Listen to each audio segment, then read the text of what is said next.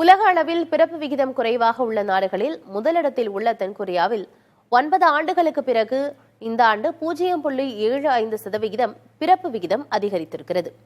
இது ஒரு நேர்மறை அம்சமாக பார்க்கப்படுகிறது.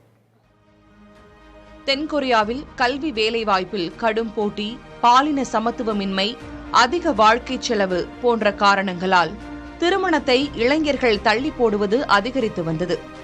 மேலும் பொருளாதார நிதிநிலை காரணமாகவும் திருமண வாழ்வில் ஆர்வமில்லாத போக்காலும் இளைய தலைமுறையினர் குழந்தை பெற ஆர்வம் காட்டவில்லை என்று பல அறிக்கைகள் தெரிவித்தன.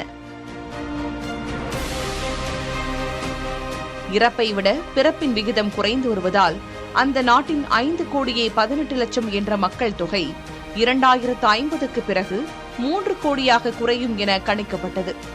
திருமணம், குழந்தை பிறப்பு தொடர்பாக சமூக மனப்பான்மையில் மிகப்பெரிய மாற்றம் ஏற்பட்ட காரணத்தால் 30 வயதுக்கு மேற்பட்டவர்களின் எண்ணிக்கை நாட்டில் அதிகரித்தது. இதையடுத்து திருமணம் மற்றும் குழந்தை பிறப்பை ஊக்குவிக்க வரி குறைப்பு மற்றும் மானியங்கள் போன்ற நடவடிக்கைகளை கடந்த 5 ஆண்டுகளாக தென்கொரிய அரசு மேற்கொண்டது.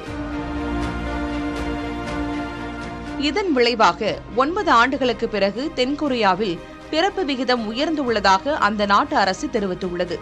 அதுவும் 0.75 விழுக்காடு உயர்வு என்பது 1980களுக்கு பிறகு அந்த நாட்டில் பிறப்பு விகிதத்தில் ஏற்பட்டுள்ள மிகப்பெரிய அதிகரிப்பாக பார்க்கப்படுகிறது.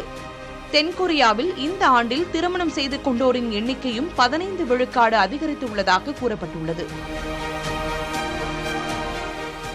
உலகளவில் தென்கொரியாவிற்கு அடுத்தபடியாக Japan, Italy, Germany, Spain, Singapore உள்ளிட்ட நாடுகளிலும் பிறப்பு விகிதம் குறைவாக இருக்கிறது. உலகளவிலேயே பிறப்பு விகிதம் குறைந்து வருவது உலக சுகாதார நிறுவனம் எச்சரிக்கையாக ஆண்டுதோறும் விடுக்கிறது. புதிய தலைமுறைக்காக செய்தியாளர் பாலவெற்றிவேல், நவநீத கிருஷ்ணன்.